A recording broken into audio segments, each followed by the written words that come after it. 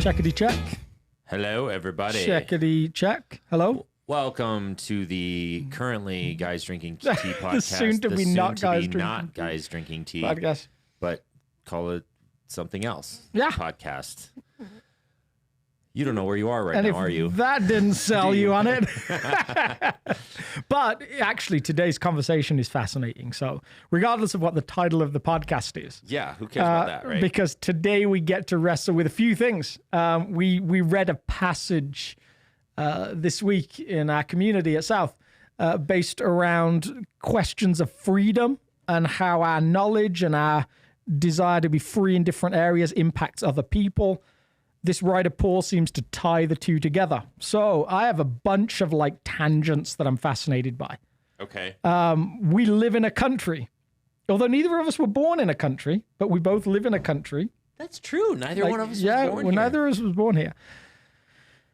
So a European and a African living in America talking about freedom.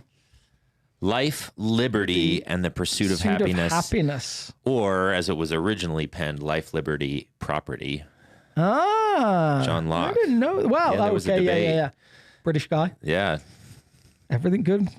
Is he British if he's one of the founding fathers? Was Locke a founding father? I don't think he was. Was he? Yeah. Okay. Well, yeah. Well, anyway, yeah. Very British thought.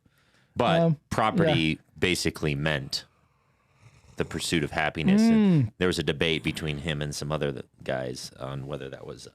So what does like that speak to us about freedom and individuality? Like, I get to pursue my happiness. Is that what it meant? And is that then antithetical to the way of Jesus? What does that cost us? How do you be constitutionally American and comfortable with that and proud of that, while also living in the way of Jesus, if the way of Jesus speaks to something other than freedom as we might understand it? But I thought the way of Jesus was the maximal freedom. He says, I came to set you free. You shall know the truth, and the truth will set you free. Yes, but there's a couple different iterations. Free and freedom the same thing? That's a great question. And what does it mean to be both a free person? It is for freedom that Christ set you free, and to be a slave to Christ. There's all a lot. Of these are so complicated questions. And then add to that this whole question Paul brings up of just because you know something doesn't mean you can ruin somebody else's conscience by what you know. Like, you can't think something's fine, pull them into it when they don't, and damage them internally. What do we do about conscience? Because I don't know about you, I grew up with a very sensitive conscience. Like, I remember going out to, like, I grew up in a church that did these altar calls and things. And I remember going up to, like, the 200th altar call and the pastor looking at me saying, go and sit down. Like, he was like, get out of here. Like, you don't need to repent. You'd repent if you got the carpet dirty. And I was like, I just walked in and thought, did I get the carpet dirty? So all of this is complex. And Paul is complex. So shouldn't be a surprise. So maybe to highlight what you opened with is... The reality is, and I spent some time thinking about this week because I wrote something for the Daily on this specific subject, and I actually brought up life, liberty, and the pursuit of happiness. For people that don't know, what is the Daily? The Daily Devotion, we have a daily devotional that gets published on our website and in an email every day to accompany the sermon that happened that week. So if you don't know what the Daily is, you are missing out, because it is a delightful group of people that write some wonderful things based on some good conversations. Yeah, it's a way of taking the Sunday message and expanding it into the rest of the week and keeping it on the forefront of our minds and like saturating a little bit deeper than just a Sunday morning experience. As this podcast is also meant to do. Yeah. This podcast actually is probably going to make its way into the daily devotional on Fridays, at least for several weeks, if not longer term. Because next week on this podcast, yes, we are talking through women in leadership, women teaching in church, all of those different questions that hover somewhere in this 1 Corinthians text that we're talking about. Yeah, so tune in next week. Alex is going to cover that a little tiny bit in the message, but it's a teaser. but we're going to actually go deep dive into it in the podcast because we just don't have time to address all the text. Like, he either can preach First Corinthians or he can deal with this subject. He can't do both at the same time in the sermon. So we're going to commandeer the podcast for the deep dive if you're interested in that subject. So for me, like, and you talked about, well, let's go back to you wrote in the daily around the subject. So what did you write? I think, and I'm still a part of this, even though I was born overseas. Maybe I'm slightly more aware of it, and maybe you're slightly more aware of this than someone who just was born and raised in America. But it's sometimes we forget that we're our roots, the soil, the air, the very oxygen that we grew up in is all saturated in this idea of life, liberty, and the pursuit of happiness. Like the American dream is saturated in that. The freedoms that we have in this country, all of our existence is saturated in this backbone of the American system of thinking, which is freedom is this high priority for our culture. And you may not be consciously thinking about that. And that's actually a really beautiful thing. It's one of the things that's made America such a powerful country and unique expression of goodness in the world. That's one of the things. It's also one of the things that's deeply wrong with the country. So let's start with that, because that idea in itself is fascinating. Like, one, yes, nations have tendencies. So you can't generalize every single person down to you are from this nation, therefore you act like this. But there's tendencies. So one of those things that was really helpful to me was understanding that Americans in general, and British people would be included in this too, have a low understanding of authority. We are quite comfortable questioning authority. Yes. Other nations don't do that. So when because you think then you die. Yes. Sometimes it's just about dying. So a great example of this was some years back, a pilot was flying from somewhere in South America up to New York. And this is probably decades ago now. Ended up hitting bad weather and had to do a diversion somewhere around like Florida, another diversion somewhere further north. And then ended up, because they run these planes pretty low on fuel, ends up running out of fuel. And just before he runs out of fuel, he's requesting emergency landing, or he's saying, I need to land the plane. And the tower are saying to him, hold, please. And he's like, okay, but I need to land the plane. The tower's like, hold, please. And he ends up crashing. The plane runs out of fuel. Plane crashes. Now, the person writing about this said that would never have happened if there'd been an American pilot. Wow. An American pilot would have said, look, pal, unless you get me on the ground in the next 2 minutes, this plane's going to be in the side of a mountain. Like, figure it out.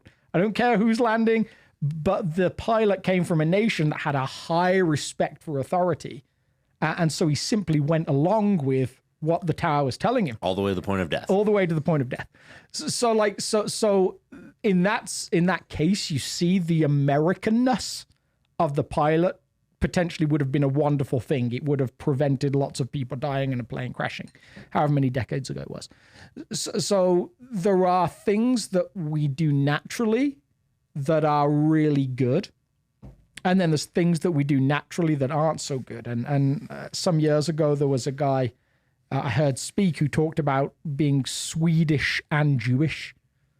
So he had a deep sense of his Jewishness and being a person from the Middle East, which while the Jewish nation is a distinct part of the Middle East, there is a cultural tendency there. Yeah. And then also been Swedish. And what he said is this, he said, as Swedes, we are meticulously honest. So he said, like, a Swedish person would walk down the street, see a bunch of money on the street, and they would pick it up, go hand it into the police station. Someone's lost their money. It's not my money. Let's get it back to the owner. Whereas he said a Jewish person would be, oh, God provides, thank you so much, and it would go in the... again, generalization. Yeah. And then he said, on the other hand, like, as Swedish people, when I lived in Sweden, I was just really aware that your best friend could come to the door during dinner. and you would say, you'd open the door, say, "Come back later, please, we're eating," and you shut the door in their face. Whereas a Jewish person wouldn't let a traveling salesman like go away without breaking bread. It's like, "Come in and eat my salt." There's a cultural responsibility for hospitality that just wasn't there. So he said, which was fascinating, he said, "What I've tried to do over the years in all my traveling is take what's best about what about that nation most reflects the kingdom and the way of Jesus and adopt that into my life." Wow. So I used to work for a mission agency. I was part of directing a program for young adults. It was like a leadership development program where we'd take young adults and put them in different cultures and stuff. And some of the language I would use with the leadership teams of these different field leaders and pastors from these other countries, when I would go and try and see if they would be willing to receive teams, I would ask them this question, which is, what is the unique facet of the kingdom of God that your culture exhibits most? And then we would design the program to try and transfer that unique facet of God's goodness into the team. So like, and a lot of these pastors never even considered this, but like, if you press on them long enough, they could, a lot of the times they could figure out, I think that one of the things that's unique about the Filipino church is that the servant-hearted, they will just serve and serve and serve and serve and serve, or and having been there, I would agree. Community, like in West Africa, community and like even community conflict resolution is unique there. Oh, wow. And so anyway, so these are the kinds of things. And it's true. I think that maybe the goodness of God is actually, and the idea, the fullness of the idea of what he has in mind when he thinks of his bride, the church, is actually deposited among the peoples of the world. And maybe as the more we engage in that, the more we get to see the fuller expression of what the church could be. One of the unique ones for America is the ability to think forward into the future and to plan renovation of systems and structures. That's a very, very unique American thing that a lot of third world countries, they're just trying to figure out today. Yeah. And they can't think out as far into the future to like get enough critical mass to renovate certain systems and structures. Anyway, super fascinating. So this idea of freedom in America, we read a text like this, and he basically says, relinquish some of your freedom. And yet what do we do with that as followers of Jesus who are also Americans, or maybe not Americans, but like but has some tendency. I mean, like even just the thing you mentioned, the forward thinkingness. I think British people would want to claim that as well. Totally. Whether we'd claim the freedom to the maximal degree that maybe America might, but when you think of America's story, that totally makes sense. It's a story founded on religious oppression and a fleeing of religious oppression to create something different. And so what happens when you begin to be told, oh no, you need to give some of that up?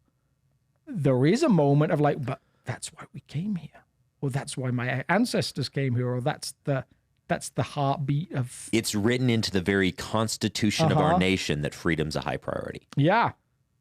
And so all sorts of questions for me of like, can you keep doing that as a nation while surrendering it as an individual? And I think what it seems to me is that Paul's heartbeat somewhere is, and I tried to get to this on Sunday, but it's almost hard to fully enter into, I think, because our mindsets are so different.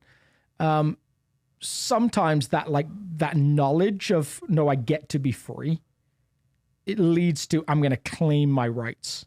And we do that like so often. I do that. I want what's coming to me. I want what's due to me. I want to make sure I get my taxes to the point where I get every refund possible because that's due to me. And yet, in some healthy way, love for another person is the freedom to surrender rights. Yes. And trust. It's not just surrender, it's trusting God with some of the outcomes. It's surrender in a direction that's uniquely God, that's kingdom. That's a big ask of people. It is, especially for an American. And so I'll go one more degree into politics here. So wade confidently into that minefield, my friend. There you go. This is a podcast. You know, there's several things you're not supposed to talk about in public. It's politics, religion, and we are not that place. No, clearly not. So, you know, there's a mentality of like, I don't want to give more taxes to the government. I don't trust them. And I get that mentality. There's a lot that the government is not proven historically to be very good with money, the American government. And so I can understand that mentality, but there's like the whole conversation you said about taxes. I want to get everything I can or protect myself from paying taxes. And then meanwhile, on the other side of the party, they're like, no, we need more taxes so we can help more people.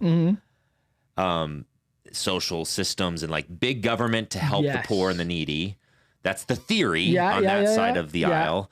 And then the other side of the aisle is no, like, shrink government and let the marketplace and the philanthropy of wealthy people care for the needy. Yeah, and at the same time, there's the critique of like, no one seems to get poorer from going into politics.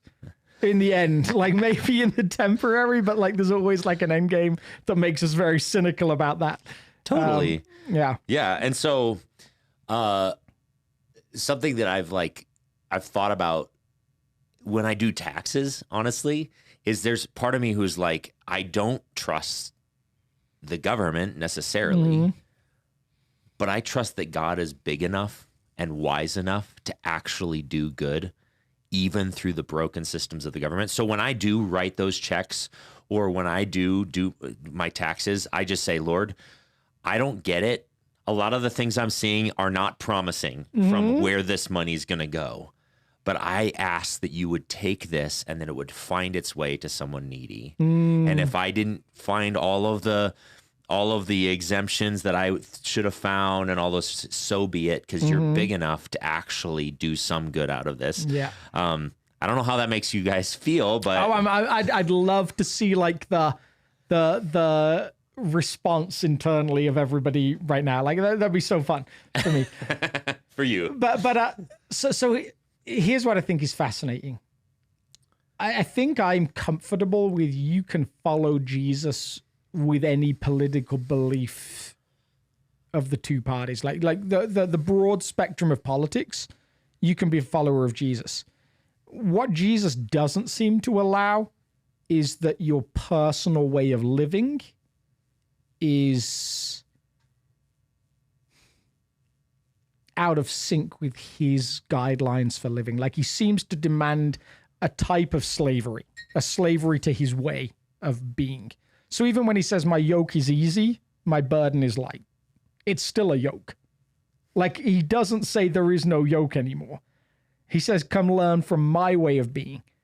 And so I think, like, let's take the example. I've been intrigued by I'd love to have a Venn diagram in front of me of the combination of libertarian and also evangelical Christian. Because I think there's quite a lot of overlap these days in that. Like libertarian has become the thing that lots of evangelical Christians you're a good Christian, you're supposed to go purport to. Yeah, because it seems to reflect a lot of constitutional values and seems to reflect some politics that are slightly more right-leaning, which also touches some bases. So it seems like that's a perfectly compatible political doctrine with following Jesus. And yet, like, you can follow libertarian to the point of view that your tax bill in your ideal world and perhaps the real world eventually becomes pretty much zero. But you can't live a life where nothing goes out in the outflow, like that all of your wealth becomes yours. However it's given, it has to be given somewhere to live in the way of Jesus. Jesus just doesn't seem to offer a pathway where you get to hoard more wealth and hold it and hold it and hold it. I mean, the perfect illustration, parable-wise, is he talks about a guy that says, like, I filled my barns. Tomorrow I'm gonna build bigger barns. Yep.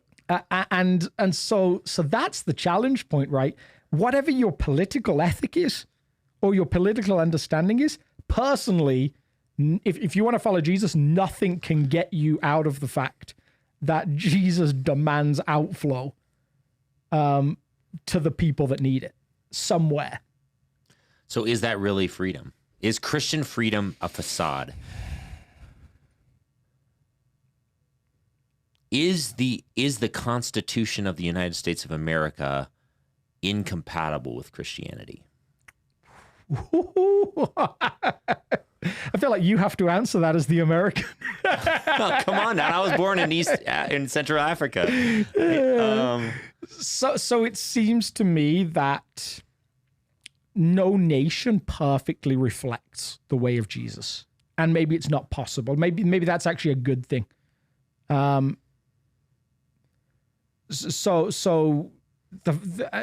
you're just back studying again, so I'm sure this has become language that, again, is just becoming newly familiar. The Old Testament as a whole and the New Testament by implication, even if the language isn't as distinct, is almost full of the empire of this world versus the empire or the kingdom of Christ. Yeah. Like the contrast between the two. There's Egypt, which is the land of production and then consumption, and you're valued based on your production and your consumption. And then there's the way of Israel that isn't that way at all. Yeah. Ironically, if you want to say so United States is technically a republic. We call it a democracy, but it's a republic democracy. And if you want to say, is that the most biblical model? Well, no. Actually, the biblical model, if you want to just be super biblical, is benevolent dictatorship. Yeah. Give one guy who really loves God all of the power. That's the only example we have in the Bible of it kind of working, but very rarely. There's some terrified people right now. Totally. That's the reality of how it is. And they're like, yeah. So, and yet that history seems to tell us that there is ultimately no benevolent dictator. Totally. And that's true of any, like David probably was the closest, and he was totally jacked up and actually ruined a lot of the nation. Yeah. And then so even theocracy would be the ultimate expression of what a biblical government and it doesn't matter if it's left or right. Both of them warp. Like the political spectrum in the end becomes a horseshoe, which a left dictator and a right dictator are actually very close to each other. The difference between Stalin and Hitler is not particularly great in the end, even though they both actually reflect completely opposite ends of the spectrum. So the spectrum is not a line, it's a horseshoe shape. And left and right actually come back to almost touch each other at that ultimate expression. There's this great podcast. I'm on a podcast recommending it. You listen to a different one. Go listen to another podcast. There's a way better podcast than this one that you should listen to. And I'm not going to even be able to remember the name of it, but it's This Cultural Moment. Oh, yeah. Incredible podcast. But one of the things, they talk a lot about politics and about... Can we just ask that This Cultural Moment guys just recommend our podcast in return now? That's right, but they're not continuing to run right now. They just did like 4 seasons and then they're done. But by the way, if you are listening to this, you should start it again. It was awesome. And then recommend our podcast. But here's what I loved about this podcast is they do... You've heard the term deconstruction, where there's a lot of people going through quote unquote deconstruction. They're deconstructing their faith. They're questioning their faith. Yeah. And that's sort of something that's going on. And it's because their faith is running into cultural issues that just make their faith messy and confusing, and it doesn't seem compatible. They're whatever. And there's some good sides to deconstruction, and this podcast addresses that. But one of the things this podcast does, it says, don't just deconstruct your faith, deconstruct the cultural moment. Yeah. Because if we don't evaluate deeply the ideology, the quote unquote theology of culture, yes, then we're just deconstructing one side of the argument. Meanwhile, we're just assuming that culture's right about everything. Oh, that's the thing, right? Yeah, that becomes super dangerous and really easy to do, because the the biblical writers, they reflect a very different culture that's foreign to us. So we receive it with almost with the view of suspicion. We're questioning it constantly. I'm intrigued by that, but it doesn't make sense to me. Whereas the culture that we live in, we accept, if we don't think about it, almost just by nature, this is just the way things are. Yeah, and that's true. Like, I mean, take a silly example of that. My kids were baffled that I didn't have Netflix growing up. They were like, wait, you couldn't just watch whatever you wanted whenever you wanted to. I'm like, no. Like, you had to watch these things called advertisements? Yeah. That's so annoying. And at Christmas, I would get like the TV guide out for the Christmas, and I'd be so excited to underline all these movies that I wanted to watch. And they're like, this isn't real. And then you had to show up at a specific time to watch them. And they're like, you're so old. Like, so I think like that is just a mini picture of what it is to just think, oh, this is the way it's always been. And on a broader, like macro level, no, things have been thought differently at different points. People have acted differently at different points. There's been assumptions that are very different at different points and still are in different areas of the world. Yeah. And we could get into a whole bunch of stuff of like why you and I have both seen miraculous things happen in different parts of the world and haven't seen them to the same degree in America, based on the perception and understanding of the people. I mean, we could go into a huge tangent there. It's fascinating. I think that there's assumption, like maybe as we've been addressing this idea of like American and freedom and the American experiment, which is what this was. It's a culture that's saying, hey, what if we give maximal freedom? Is that a better system? And in a lot of ways, history has proven that there is a lot. Having freedom is one of the necessary elements of human thriving, having some measure of freedom. Yeah. And that's one of the things that America has done really well is it's given more freedom to its citizens than many cultures in history. And other nations have actually tried to start to model after that because they see the economic prowess, they see the comfort, all these different things from America. But with that has come a lot of other things that are challenging. So to take the barn metaphor that Jesus uses, or the picture image, America does an amazing job as a nation of allowing you to fill your barns and even build bigger barns. There is more capacity in this nation to do that than pretty much anywhere ever in history.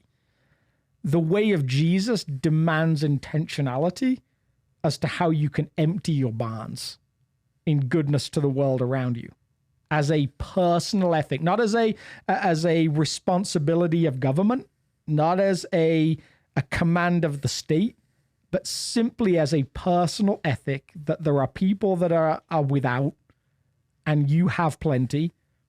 The way of Jesus demands intentionality in terms of emptying your barns. It's not a state thing. It's not a political thing. It's simply a personal ethic that seems to go hand in hand with the way of Jesus. And that's why for writers like James, Jesus' brother, writing later in the New Testament, he's like, don't stand there saying, oh, please, God bless my brother who's starving while you have plenty of food sat in the kitchen. No, the way of Jesus demands responsibility in that.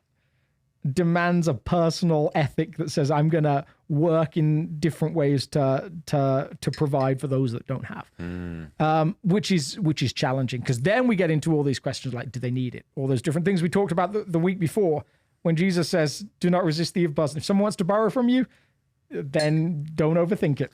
But what if they use it for a bad purpose? What if they give it to the government?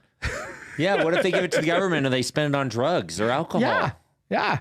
What if? Yeah, I think the ethic of Jesus has this strange tension in it. This is why I said surrender. Is the ethic of Jesus sort of demands that you actually, like, you could say left, right, politically, all those different, okay, whatever. In the end, when you relinquish what you think is your stuff, you let go of the right to decide where that goes. and you have to trust it Isn't that so difficult? into the hands of the person who's receiving it and the sovereignty and goodness of God. Mm-hmm. And sometimes it gets used horribly, and that's not on you. What's on you is Jesus says to give it.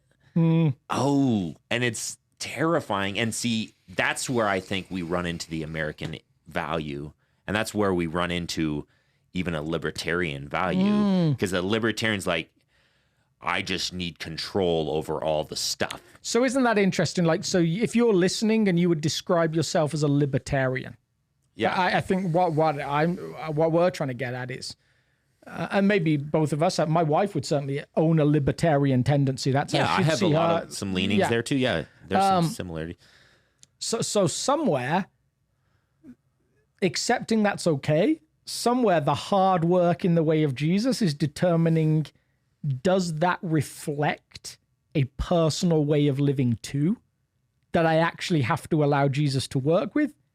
Or is it simply a stance about government? Is it simply a political belief that says, I don't believe this system is healthy? Or is that a workaround, a get out from the hard work of actually intentional surrender of property, surrender of my stuff to the way of Jesus? Yeah. So because it's really easy to use the first one as an excuse for a heart that's really centered in the second one. And even if you're not consciously aware of it. So here's my biggest challenge when it comes to this subject of like saying that I'm all in on a libertarian mentality politically. And that's that, okay, on the one hand, I struggle to trust the government to spend my money, the money wisely. But I know myself enough that I don't really trust myself to spend the money wisely either, for the goodness of the world and the broken.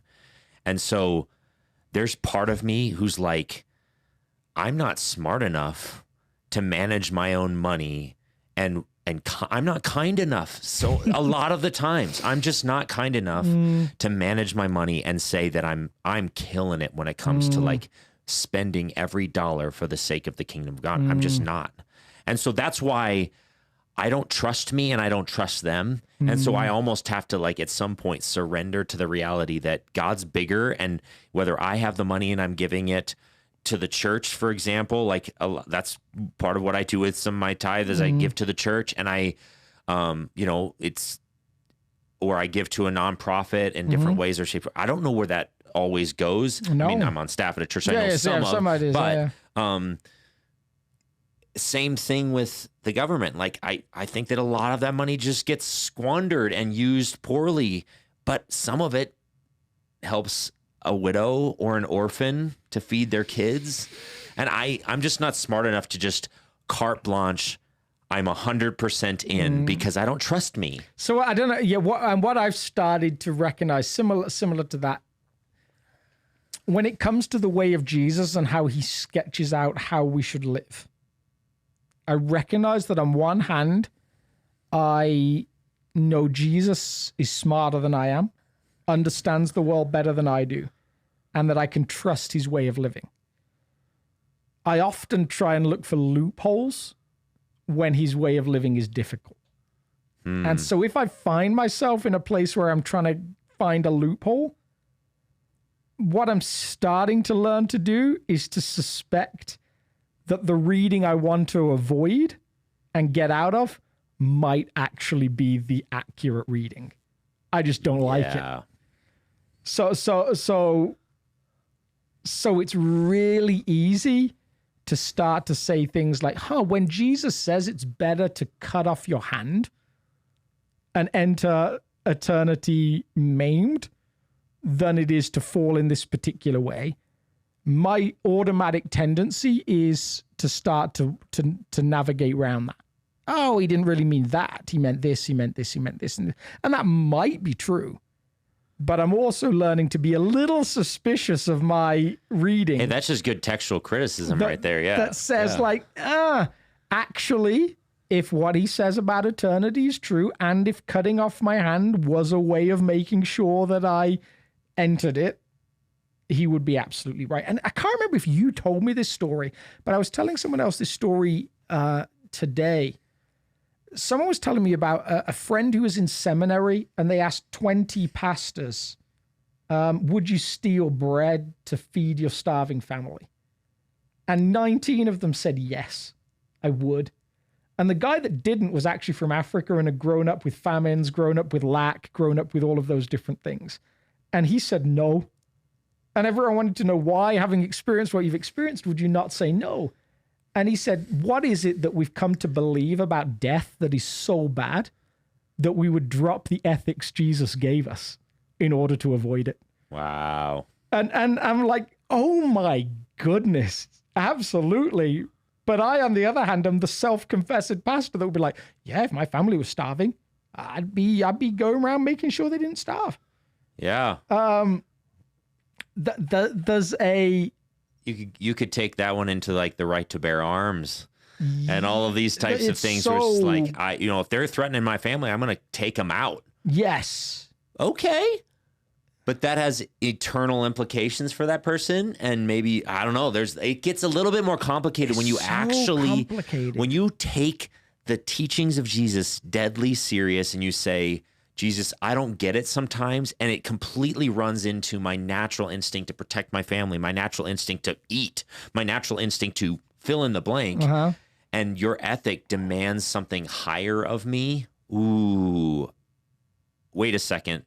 I want to apply the Constitution instead of the Scriptures. Totally. It's so difficult. Life, liberty, the pursuit of happiness, that rather than love your neighbor as yourself. Like, which one is the greatest commandment? Life, liberty, and the pursuit of happiness, or love the Lord your God with all your heart and love your neighbor as yourself. And I think what maybe, while the freedom concept of our Western nations is profound and somewhat reflects something about God, on the other hand, we have to accept that our ability to cheat death and to continue that process for a long time and our expectations of what that looks like is very distinct from lots of the world. So I was reading this fascinating book about a guy that was diagnosed with cancer at a young age, pastor, and went through all of the trauma of that. And one of the things he wrote was, he said, I became really aware that anything that challenges our expectation of what's a normal life really hits us really hard. So our automatic assumptions as Westerners is, I'm going to get to grow old. I'm going to have kids. I'm going to get married. I'm going to have kids. Those kids will have kids. And I'll watch my grandkids grow up to a certain degree. And then anything beyond that is grace. But there's an expectation that that's what I get to see.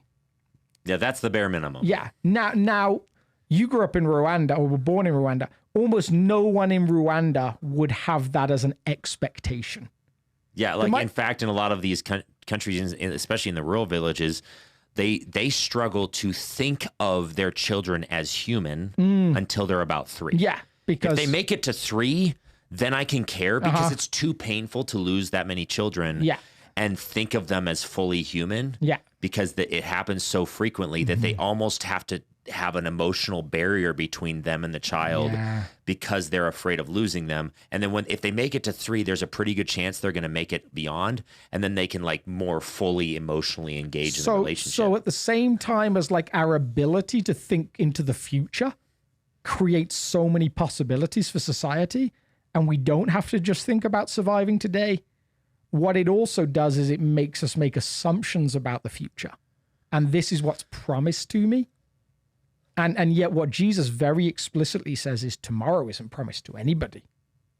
Like today has enough struggles of its own. Like today is what you've been given. That's the message of the Barnes. It's like today you have, but tomorrow you don't have. All that you have will be required of you.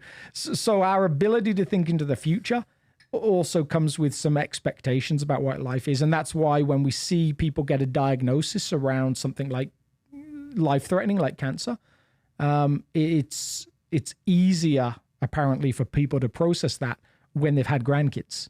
Because there's a certain degree of like, oh yeah, okay. This is normal. I've received what was promised. And now everything else is questionable. When you haven't done the things that are taken for granted, really hard to process. Because it's like, well, I didn't get to see this. I didn't get a chance to do that. Yeah. So that's so fascinating to me, how our cultural upbringing both has aspects that are very much in line with the way of Jesus and help us understand him better, and other ways that make it very difficult for us to understand how Jesus spoke and what he asks of us. And it comes down to trust. Am I going to trust that Jesus speaks beyond culture and beyond a specific cultural moment, and his wisdom is greater than any other wisdom? And I think the biblical idea that we're talking about here with this word trust is actually faith. So faith is, so the framework of Christianity is when you actually take an evaluation of all of the systems and structures of organizing your life and building a good existence as a human being, and you realize, okay, I don't necessarily trust the government. I've clearly made mistakes myself, so I don't fully trust me. I don't trust, like, there's a lot of places that are flawed and have some answers, but not all the answers and stuff. Eventually you run into this place where Jesus extends an offer of a way of being human and a way of existing and a way of trusting. And Christian freedom is actually saying, do I trust his way? Yes. Is the best possible way. Yeah. Even riddled with its pains and its challenges and confusion, he's proven himself enough to me to say, all right, I'm all in. And that's faith. Yeah. That's what saving faith actually is saying, like, I'm in. And then the journey with Jesus is like, okay, I'm trusting. And then you'll run into a new ethic of Jesus as you're walking with him. And he says, all right, are you ready to trust me with this one? And you're like, I don't know with this one. Yeah. And then it's another step of faith. And so I think somewhere at the core of this passage that we looked at this week, this 1 Corinthians 8 and 9, is this idea that on one hand, we recognize that it's intolerable to be in slavery to another person, and we're comfortable with that. Yeah. What Jesus seems to say is being able to do whatever you want, whenever you want, is really slavery to yourself and to sin. And that's actually just as problematic. The only person we can trust ourselves to slavery in is to him. Like that's what he asks us to trust. Like, he's the only person that we can trust with that ownership of ourselves. Yeah. Can't trust another person, can't trust ourselves, but somewhere he asks us to believe that we can trust him. Yeah. And that is a completely different way of living to what most of us are familiar with. And that's actually one of the reasons why the cross is so powerful. Is he lays out a teaching, the Sermon on the Mount, all of his teachings that are like challenging, and it demands trust, and it's a hard way in so many ways. And then he says, you know what? I want to prove that I'm good. And to prove that I'm good, I am going to go all the way to the cross. Yeah, and that's to demonstrate my love, and that's what we tried to get at the week before. Like, the thing that makes Jesus trustworthy to me is not just his teaching of principles, but his modeling of principles. Yeah. So if he says to do it and then you see him not do it, you're like, yeah, I don't know if I buy that. When you see him say this is the way to live and then live it, then that's compelling. Absolutely. And that's what makes him a great moral teacher, as well as being other things that we talk about within the Jesus faith. So I think that's fascinating to me. We've got some little time left, but not much. Yeah. I'm intrigued by the last part of the passage that we looked at. Talks about another person whose conscience is weak. Yeah. So surrender to that person. Part of freedom is surrendering to them. Like, two questions. How do you know who's the weaker brother? How do you know? Well, can you fill it in a little bit more fully? So what's the text actually say? Like, I'm going to try and pull it up here for us. Yeah, you're going to have to pull it up. Yeah. Maybe you So really the conversation is around, specifically for the Corinthians, about food, sacrifice to idols. Some people are saying we can just eat what we want. It was only really possible for these poorer Corinthians to get meat. It's chapter 9. Well, 8 and 9. 8 would be good first. 8. Yeah, now about food sacrificed to idols, we know that we all possess knowledge. We all possess knowledge was a Corinthian quote, and specifically in this case, we possess the knowledge that food sacrificed to idols isn't a big deal. Idols aren't real. They're just wooden statues. We can do whatever we want. And that's what he goes on to unpack. So we all know that an idol is nothing in the world and there is no God but one. And Paul's generally like, yeah, for the most part, I agree with you. We know that idols aren't real. The meat doesn't matter. It's all good in some ways. And then he goes on to say, but not everybody knows that. So there's some people that genuinely, when they eat meat sacrificed to idols, have in mind, this was sacrificed to another God, and I'm breaking I'm being bad by eating it. I'm breaking my vows to the God I serve just to eat meat. And so Paul's push is don't push the person who's unsure to that degree. So on one hand, like, yeah, what's the modern equivalent? How do you know? But then where's the section? So let's pull it up here. The section where he actually says the weaker brother. For if someone with a weak conscience sees you with all your knowledge eating at an idol's temple, won't that person be emboldened to do what is sacrificed, to eat what is sacrificed to idols? So this weak brother or sister for whom Christ died is destroyed by your knowledge. When you sin against them in this way and wound their weak conscience, you sin against Christ. Therefore, if what I eat causes my brother or sister to fall into sin, I will never eat meat again, so I will not cause them to fall. So, like, it's almost like he's building this argument, and you're like, oh, sweet, we're going to get to find out who's the weak one, and then we should crush the weak one and tell them, just be stronger, because you're not exercising the freedom that you have in Jesus. You have freedom, just be stronger. Let's all eat meat together and enjoy it. And then it takes a terrible twist at the end. He says, no, don't eat. And you almost want him to say, like, oh, this is my advice to the weaker brother to strengthen your conscience. Yeah. And he doesn't give any advice. He doesn't say anything. The weak one, he doesn't address them. Like, and so what I've wondered around that is, like, what do you do when you find your conscience may be oversensitive? Is there anything that you can do, or is that just who you are? I grew up with a very sensitive conscience. I just really, like, struggled with, especially early in my faith, I was worried about getting anything wrong. Yeah. To the point that it became a joke in the church. And this was a big church. Like, people, like, they do, like, this response time, and people have been nudging each other, like, putting, like, dollar amounts on the odds that I responded to this particular plea for someone to who needed forgiveness. I always thought I'd done something wrong. Now, that doesn't seem healthy to me. And unfortunately, that's shifted now. But I just, like, if someone's sitting there saying, yeah, I just feel like conscience-wise, I've always done something wrong, or I'm not allowed to do anything, what's our advice to someone in that situation? Well, yeah, I mean, the ironic thing is there's probably people who are hearing this text in this church and they fit in both camps. Yeah. So it doesn't, even though, so his challenge is actually to rein in your freedom for the quote unquote strong one. Yeah.